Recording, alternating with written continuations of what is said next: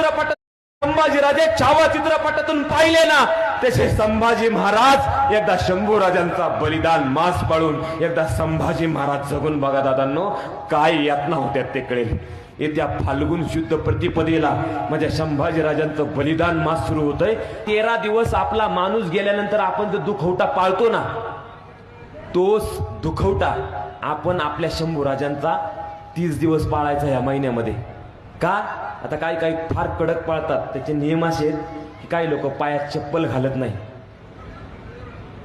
भात खात नाही, गोडधोड पेय पेत नाही, गादीवरती बसत नाही, अनेक आहेत. तुम्ही जेवढं पाळाल मी म्हणत नाही, ह्यातल्या सगळ्या गोष्टी तुम्ही पाळा म्हणून.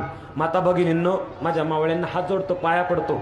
जसा चित्रपट तुम्ही पाहिला ना छावा, जसे संभाजीराजाच्या छावा चित्रपटातून पाहिले, तसं माझ्या संभाजी महाराज एकदा जगून बघा.